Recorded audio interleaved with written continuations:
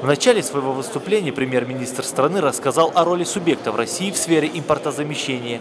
Он отметил, что уже утверждены около 40 региональных планов. В частности, речь идет о проектах в области промышленности и сельского хозяйства.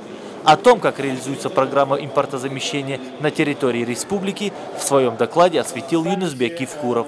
Глава Ингушетии назвал ряд проектов, которые уже реализованы в регионе, в том числе мясомолочный комплекс. Кстати, подобные проекты представлены и в рамках нынешнего форума. И при подборе проектов, и при обозначении инвестиционных проектов одна из главных задач была импортозамещение, особенно в обеспечении продовольственной безопасности республики. Поэтому и агропромышленном комплексе, и промышленный сектор других направлений мы в основном отдавали импортозамещение, поэтому у нас, в принципе, я думаю, что получилось так, что 80% продукции, выпускаемой в рамках заключенного соглашения, это будет импортозамещаемая продукция. Позже у стенда Ингушетии произошло то, ради чего на форум приезжают бизнесмены и представители власти. Заключение ряда взаимовыгодных соглашений.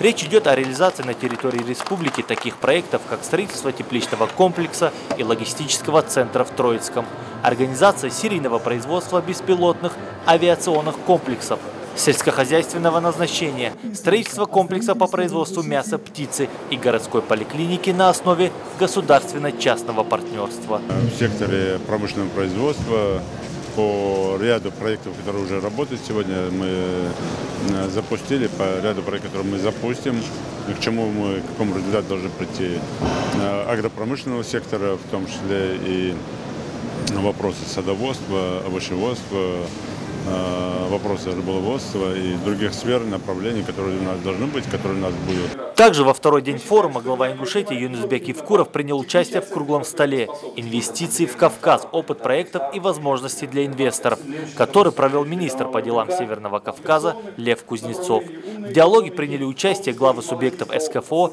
и иностранные инвесторы из Австрии, Италии, Азиатского региона. Предприниматели, которые уже имеют опыт вложения финансовых средств в Северный Кавказ. Те окна возможностей или двери возможностей, которые открылись в рамках тех программ по импортозамещению по ряду направлений, как, скажем так, никогда совпадают с тем, что мы можем реализовывать благодаря природе, благодаря старой и новой инфраструктуре, благодаря той федеральной и региональной политике, которая сегодня проводится. Собравшиеся обсудили вопрос увеличения иностранного капитала, повышения инвестиционной привлекательности региона, который имеет географически выгодные условия и мягкий климат. Согласно рейтинговому агентству Avi Group, Ингушетия – лидер среди регионов России по инвестиционной эффективности. Каждый рубль, который приходит в Республику Ингушетию, лучше всего переходит в экономический рост. То есть такое соотношение лучший показатель в Российской Федерации. Второе по экологии, седьмое по безопасности. В своем выступлении Юнусбек Евкуров отметил, что в регионе наблюдается рост инвестиций. В республику охотно идут иностранные предприниматели. Руководство этому вопросу уделяет повышенное внимание. Ингушские бизнесмены своим примером показывают другим, что в республику смело можно вкладывать финансовые средства. Тем более субъект представляет гарантии и выгодные условия. У нас рост инвестиций. Сегодня нам плакать о том, что к нам идут, не надо. Мы довольно серьезно работаем, к нам идут. И в первую очередь мы с чего начали? Мы не начали искать в Швейцарии, Китае или в Японии. Мы начали искать своих. Когда наши пошли местные ребята, пошли другие.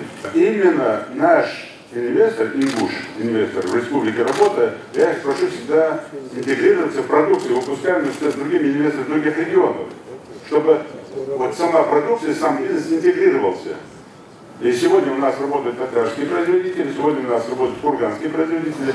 14-й международный инвестиционный форум завершился. Впереди предстоит практическая реализация всех достигнутых соглашений. Хусен Гагиев, Юсуп Ханиев, Новости 24, Сочи.